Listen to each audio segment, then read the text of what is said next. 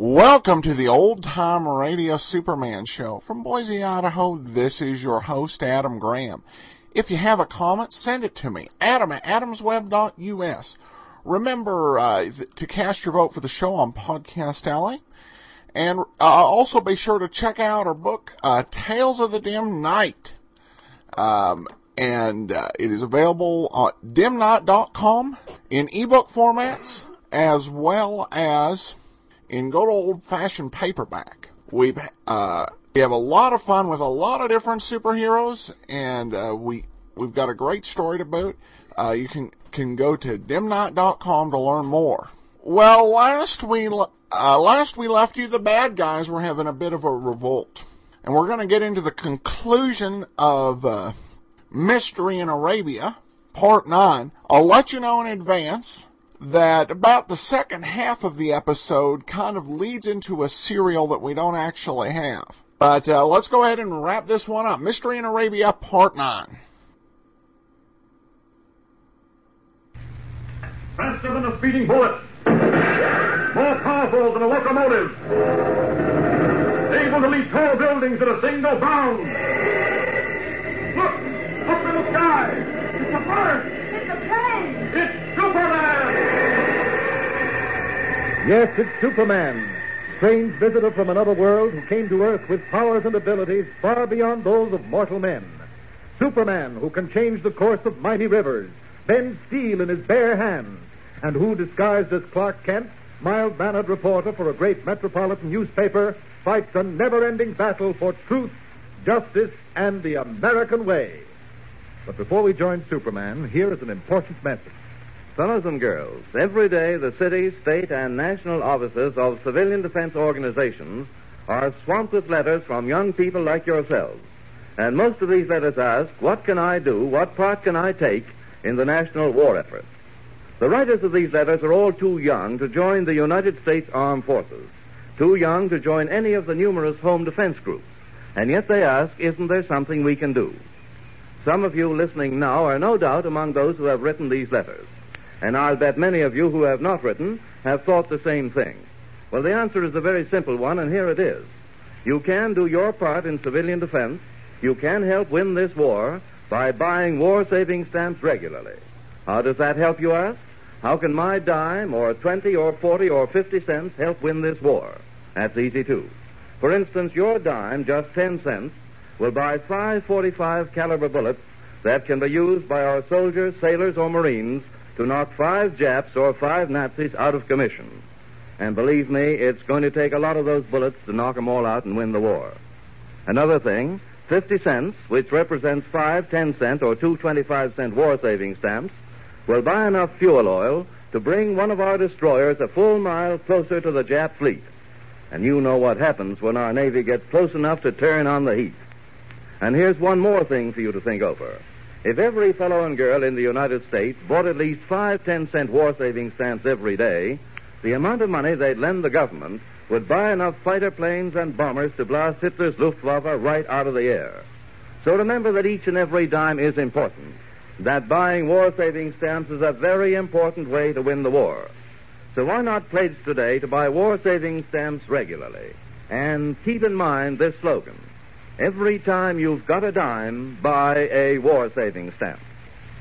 And now, the adventures of Superman.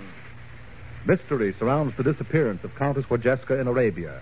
In our last episode, we heard how Lois Lane, Jimmy Olsen, Sir Mycroft Bittersweet, and the Countess herself were bound and gagged and lined up against a wall in a deserted mosque, threatened with death. As our last episode ended, Superman was on his way, though he himself is actually unaware of what danger our friends are in. Abu, one of the members of the band of desperados responsible for the Countess Wojcicka's abduction, has taken matters into his own hands, much against the will of the man in the red fez, who, up to this point, has been master of the band. In the damp half-light of the sunken chamber, Red Fez speaks. I have always been, and I will continue to be, master of this band, Abu. I warn you. You have proved yourself a poor master. From here on, I, Abu, am the leader. Those 4 lined up against the wall are in the way. They must be removed. Then perhaps we shall be able to get our money from our employer, the Count. Wojcicka is a count, a member of royalty. We must employ a certain delicacy, a certain artistry. Delicacy, artistry. No. We eliminate these people and collect our fee. That will be the end of it. I, your new master, have spoken. Are you all agreed? Sidi Takan, Pabu. Is well. Now then, good people, I'm about to rid this world of your press. Ah, yes, I know it is a terrible thing, you will say. But, my friend, we have wives, and our children need sandals. Is that not so, Sidi? It is so, truly. It cannot be helped. Allah has so willed it. Blindfold them, Sidi. Yes, master. Already they call you master, eh, Abu? You still challenge my right to be so called? Certainty. When this is over, I will deal with you in my own way. They are blindfolded, master. Good. Now to dispatch these four as quickly as possible. What say you, Sidi? Gun or knife? Bullets are expensive. Use the knife. It costs nothing. Very well, the knife. Stand back. May I come in, gentlemen? What? By the beard of the prophet, who are you? The name is Superman. I've never heard the name before. Sidi, throw him out. With pleasure, master. Sir, you and the fanciful red cape. Yes? You are interfering with important business. Oh. So out you... Wait! What are you doing? Put me down! Put me down! The prophet, look how he holds Sidi at arm's length with one hand, as if he were a feather. Who's the head of this band? Well, come on, speak up. Who's the leader here? He is. Stop pointing at one another. Which of you is the leader? I swear to you, Effendi, he is Abu. And I swear to you that he is. He who is wearing the red fez. All right, then, both of you. Untie those four people and be quick about it. If we do that, you will not harm us, Effendi. You'll do it whether I intend to harm you or not. And after that, my friends, I'm going to take you to police headquarters. Police headquarters. Woe is me. Woe is me. And so ended Superman's Arabian adventure. Not another day was to pass, however, before Superman, as Clark Kent, Jimmy Olsen, and Lois Lane were in the thick of another baffling and dangerous mystery. It all began the following morning as Kent, in his hotel room, was finishing a cable dispatch to the Daily Planet. Listen. Boy, you sure can pound that machine. Think I'll ever be able to type like that? Oh, it takes years of experience and a special aptitude for typing to do as well as I'm doing. You're kidding me. Of course I am. There, that's that. Now, you want to come on down to the telegraph office with me? I'd like to cable this to the chief as quickly as possible. Sure thing. Oh, by the way, Mr. Kent, is Miss Lane up yet? No, I haven't seen her. She's sleeping late this morning. I guess you could all use some rest after what you went through. Oh, we certainly could. Golly, you're lucky you weren't there. Of course, we were saved in the nick of time by Superman. But up until he arrived, it sure looked like the end for all of us. Now, it's amazing how Superman always manages to be on hand when he's needed most. Well, I guess that's one of the things that makes him so super. Well, we have a visitor. Come in. Leaping mackerel, who's this? What can I do for you? You are Effendi Clark Kent. That's right. Permit this humble person, then, to cast his most low and despicable body at your gracious and benevolent feet. Jumping Jiminy, look at him down on the floor. Quiet, Jim. Arise and state your business. I rise, only since you requested. What can I do for you? I bring you a message from his sacred presence, the Sheikh Hassan Mohammed. What's the message? That you present yourself at your convenience in the pavilion of the 100 Fountains. The Sheikh Hassan Mohammed would have words with you. The Sheik wants words with me? There might be a story in that, Jim. Could be. I can come immediately if you wish. If you will follow me, I will lead you to the pavilion of the 100 Fountains. Come on, Jim. This smells like adventure. Boy, I've always wanted to meet a real honest-to-goodness sheik. Kent and Jimmy were led by their guide through crooked, narrow bazaars, teeming with the colorful life of the ancient Arabian city. Finally, they reached what appeared to be a vast estate surrounded by a high stone wall. They entered, and in a short time found themselves in the pavilion of the 100 Fountains. Not only could be heard the soothing sound of the fountains, but the voices of many birds which roamed the spacious grounds at will. Seated on silken cushions near the edge of one of the fountains, Kent and Jimmy awaited the arrival of the sheik. Suddenly, a gong sounded. Sheikh Hussein Mohammed. Here he comes, Jimmy. Get up. Wow. Look at him. Please to be seated, both. Thank you, Excellency. Thanks. You are Clark Kent, the American newspaper reporter? That's right. I have heard much about you in the last week. Mr. Kent, as you can see, I am old, very old. There is little left to live for. Soon I shall die. Before I die, however, I have a heartfelt desire to look once again upon my son, whom I have not seen in many years. That is why I have called you here. I want you to find my son and bring him back to me. Have you any idea where he is? Yes, in Africa. Africa? Golly. I will explain. 15 years ago, my son, a young man of 25, was filled with the spirit of adventure. It was not enough that he should live here quietly and help me govern our people.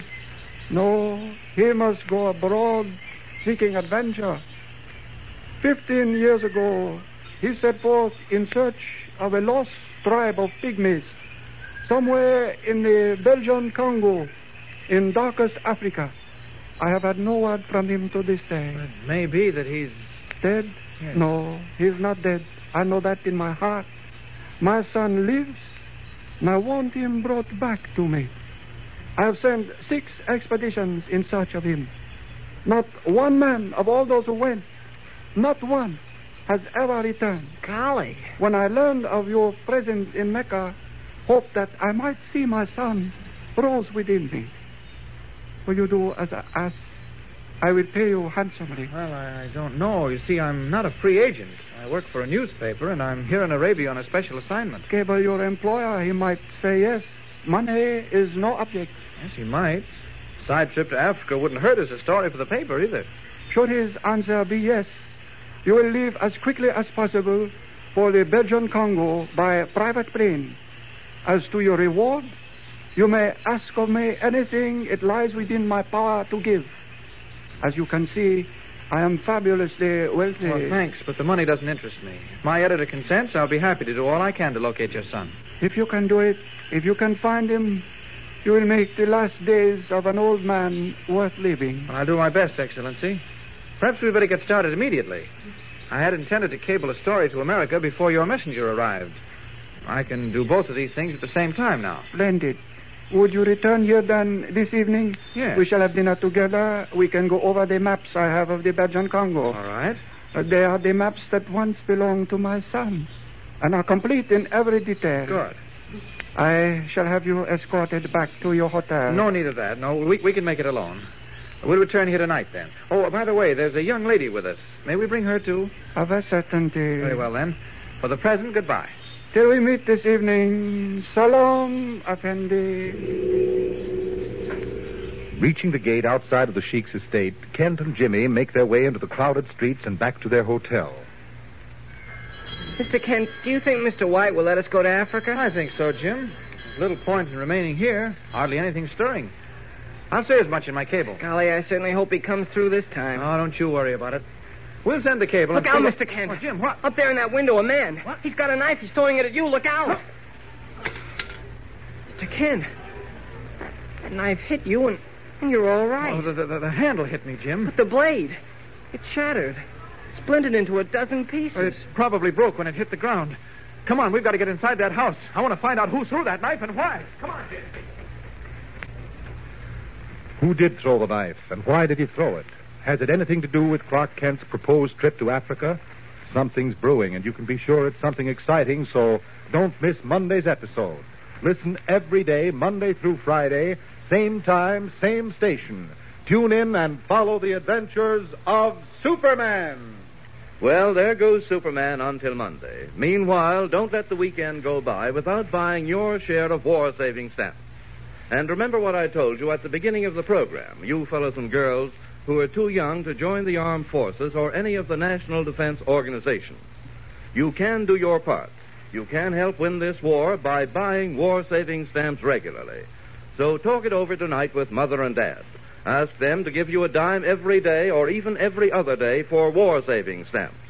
And see if you can't get your friends to buy stamps regularly, too. Or better yet, why not organize a war-saving stamp club right in your neighborhood? Get all your members to talk with their parents and families and friends about the importance of buying war-saving stamps regularly. And make this your slogan. Every time you've got a dime, buy a war-saving stamp. Faster than a speeding bullet. More powerful than a locomotive. Able to reach tall buildings at a single bound. Look! Up in the sky! It's a bird! It's a plane! It's Superman!